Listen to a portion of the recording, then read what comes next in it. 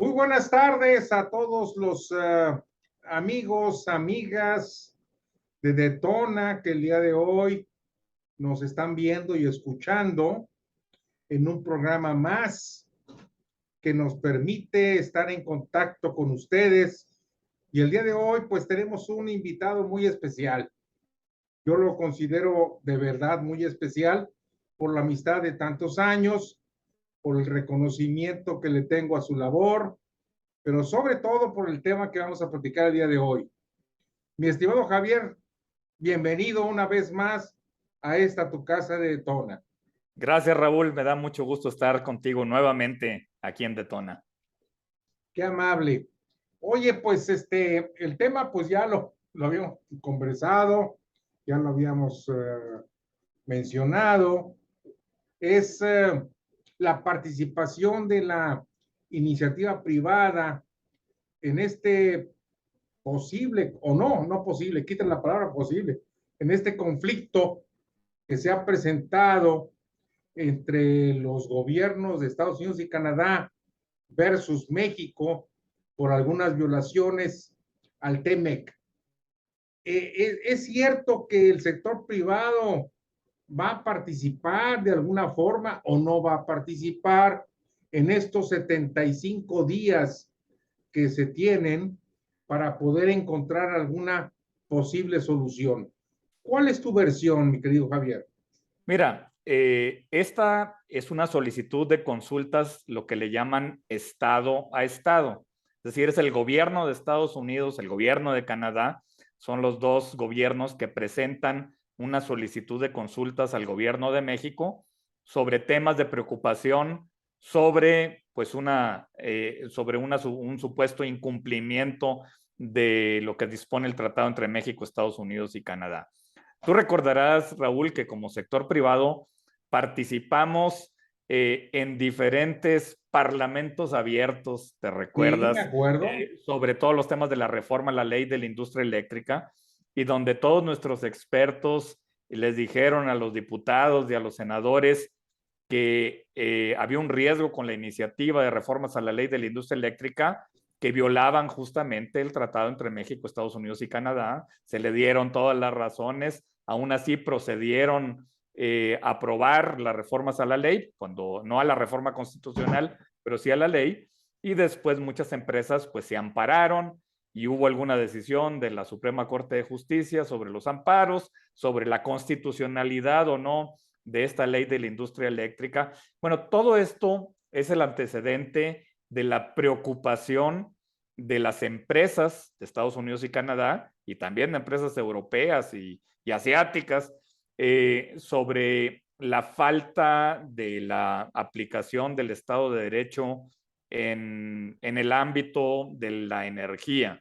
¿no? Y aquí más que todo nos referimos a la energía eléctrica, más que al petróleo, porque aun cuando el repliegue nacionalista del presidente se ha ido por el camino de que el petróleo es nuestro, pues nadie le está diciendo que no es nuestro. Realmente, Claro. pues el petróleo es nuestro y nadie está cuestionando la soberanía de México. Aquí el tema de estas consultas, y si me permites decirlo de una manera un poco más clara, es como, uno, el 20 de julio Estados Unidos solicita consultas a México por decisiones gubernamentales. ¿En qué? En la reforma de 2021 a la ley de la industria eléctrica, particularmente lo relacionado al despacho de la energía de las plantas privadas que introducen la energía en la red de transmisión de la Comisión Federal de Electricidad. Dos, problemas de permisos para operar en el sector energético. Es decir, la Comisión Reguladora de Energía pues ha de alguna manera pues tardado demasiado en considerar el otorgamiento de permisos para operar en el sector energético, desde terminales de abastecimiento, terminales de almacenamiento, bueno, una serie de permisos que faltan, hasta la operación de plantas generadoras de energía. Tres es la prórroga Pemex sobre suministro de diésel, que le llaman ultrabajo de azufre, que eso también les preocupa mucho y es un tema importante en las consultas. ¿Te refieres Y, al grado de contaminación? correcto, correcto, ¿Verdad? y eso lo estamos sufriendo, pues nosotros ahí en Monterrey lo sufrimos ahí con la refinería de Cadereyta y otras Así cosas más. es. Bueno. Y 4, el tema del transporte de gas natural, es decir, hubo un oficio de la Secretaría de Energía que es completamente fuera de lo que le llamaríamos Estado de Derecho, en el cual está obligando pues, a las empresas a adquirir el gas natural por parte de la CFE y de Pemex y deja afuera a las empresas privadas. Bueno, al día siguiente del 20 de julio, Canadá presentó una solicitud también. Ahora, ¿qué sucede? Se tenían 30 días para entablar un diálogo y hasta 75 días para llegar a algún acuerdo en este periodo de consultas. Entonces, a partir de entonces, Estados Unidos o Canadá pueden solicitar un panel si es que no hay avances. Es decir, en estos 75 días desde que se presentó la solicitud de consultas el 20 de julio, a partir de ahí se cuentan 75 días para este diálogo, para consultas. Si no llegan los gobiernos a un acuerdo sobre esto, entonces inicia el proceso del establecimiento de un panel. Y Perdón, aquí, Javier, nomás para ubicar a la audiencia. sí, Estamos hablando 75 días que pudieran concluir alrededor de finales de septiembre. correcto, sí, para octubre, en realidad. Entonces, si para entonces los 3 gobiernos no llegan a algún acuerdo sobre las medidas que el gobierno de México debería tomar para lograr que emparejar el piso para todas las empresas y que no haya preferencias sobre las empresas productivas del Estado, es decir, Comisión Federal de Electricidad y Pemex, sino que se preserven las reglas del mercado en el sector energético, que eso es muy importante.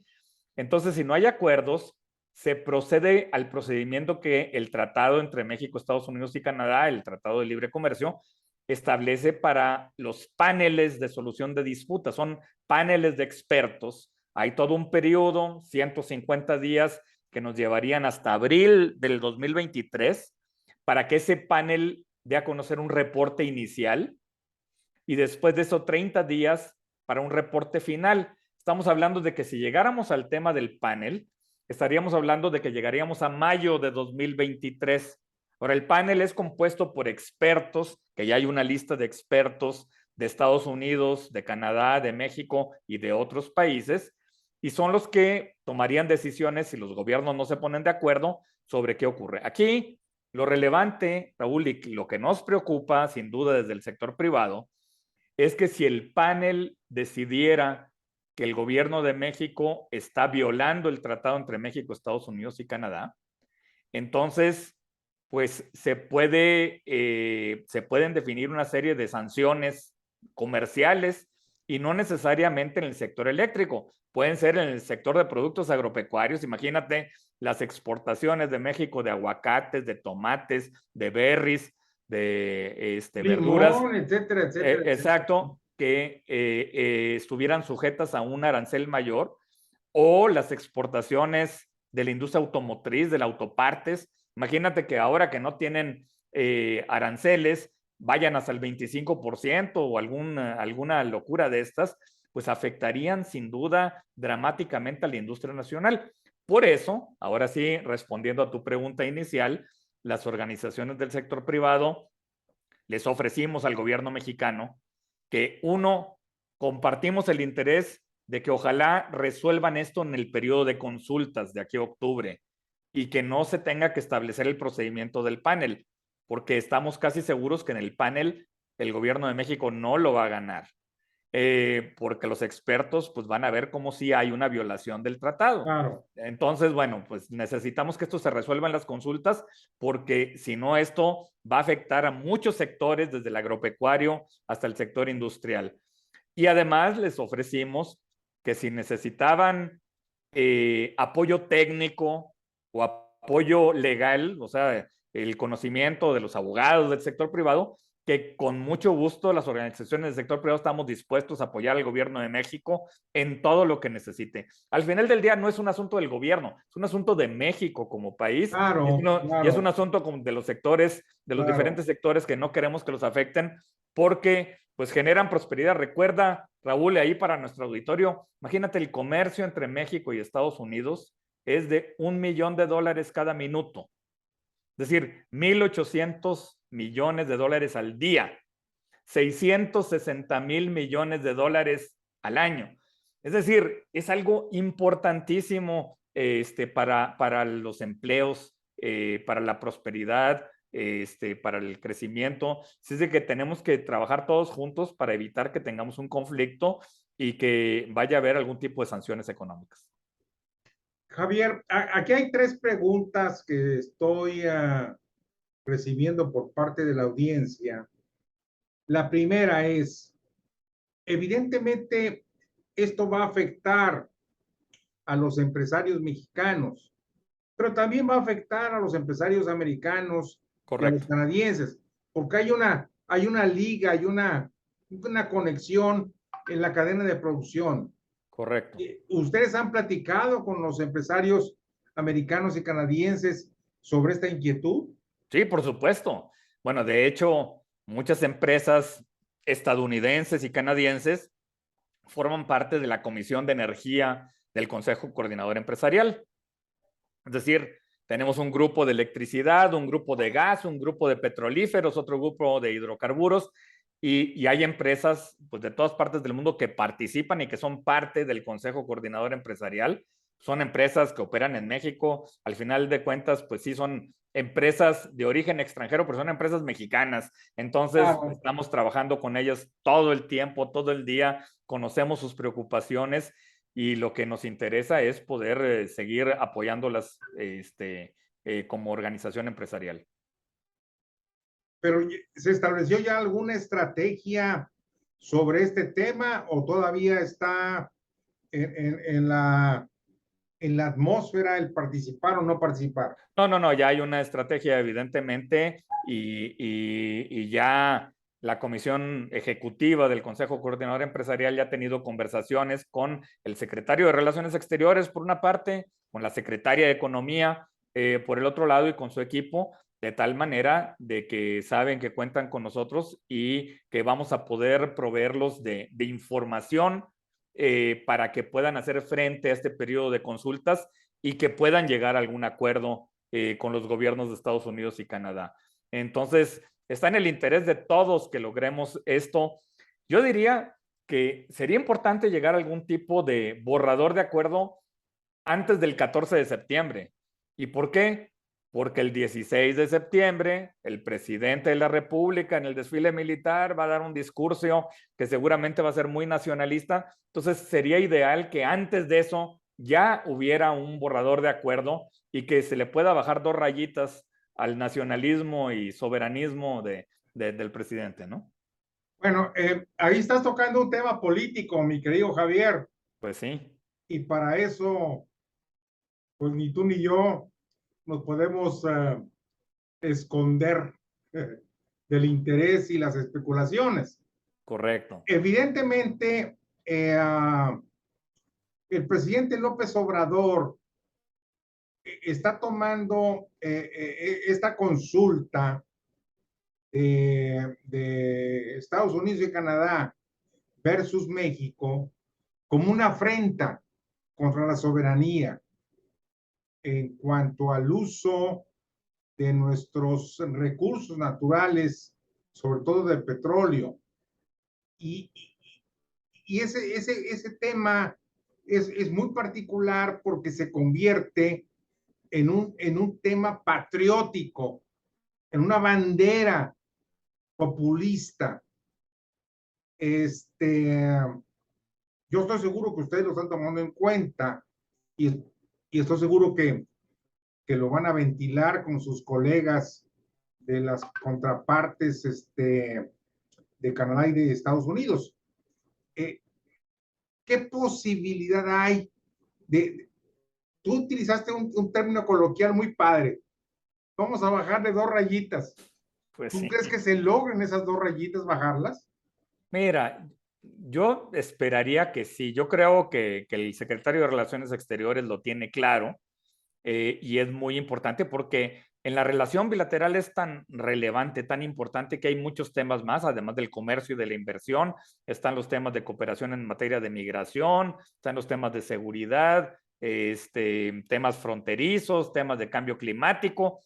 Pero fíjate, esta vieja cuestión de la soberanía nacional, pues sí ha resurgido con fuerza en las mañaneras del presidente López Obrador. Pero yo creo que adherirse a un concepto estrecho de soberanía en el siglo XXI, yo diría que en el mejor de los casos es un anacronismo imprudente y en el peor de los casos, pues es una apuesta peligrosa.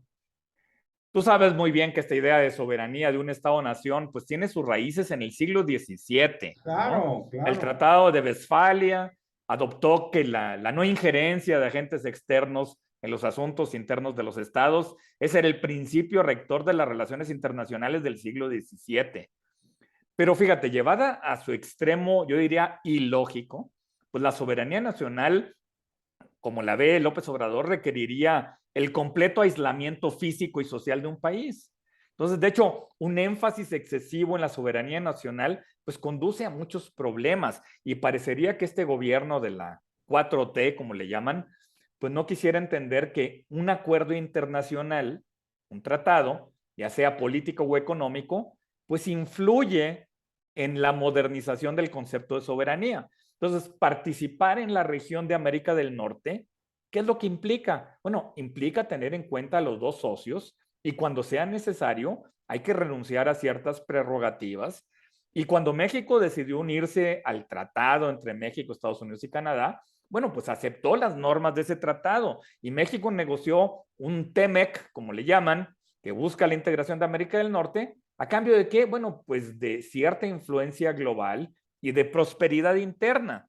Entonces, cooperamos porque nos conviene hacerlo, pero al mismo tiempo, eso supone perder el control total o el control exclusivo sobre ciertos asuntos internos. Entonces, tenemos que aprender a pasar de la toma de decisiones unilaterales, como la ve López Obrador, a la que yo llamaría deliberación cooperativa de América del Norte.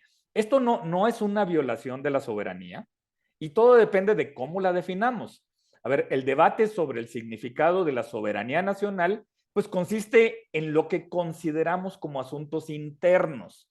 Y el problema es que el gobierno de la 4T no conoce, no entiende lo que es la dimensión global de la soberanía Sí. y prioriza exclusivamente la dimensión nacional. Es como una visión parroquiana, ¿no? De la soberanía.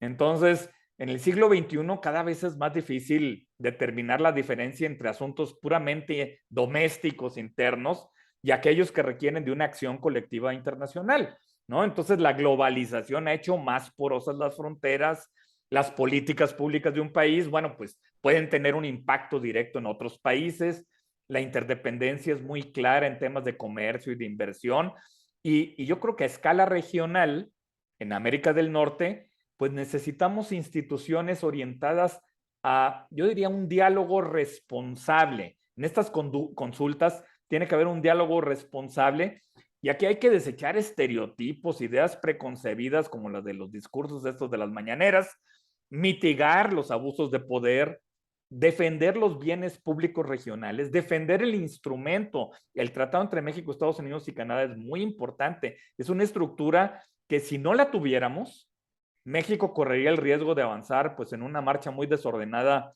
hacia el abismo económico. ¿Y tú crees que el Poder Ejecutivo entienda todo esto? No lo sé.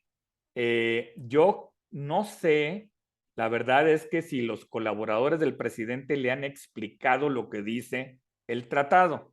Me da la impresión que el negociador que él designó para que El colaborara, doctor Seade. el doctor Seade, que colaboró con el equipo de Ildefonso Guajardo en las últimas etapas ahí de la negociación, y que bueno, pues él fue al final del día el que revisó el texto del tratado, me da la impresión de que no le dijo toda la película al presidente, ¿no? De esto y de qué se trataba. Y me da la impresión de que muchos de O los si se la colaboradores del dijo, presidente no la quiso entender. o no le quiso entender y no le dicen la verdad al presidente porque le tienen miedo de que lo regaña y entonces lo dejan en su en su mismo repliegue nacionalista, y pues eso no es muy buena idea. Ahora vamos a ver qué es la carta que le mandó al presidente Biden. Vamos a ¿Conoce el conocerla. texto? No, yo no conozco el texto todavía, no lo han dado a conocer.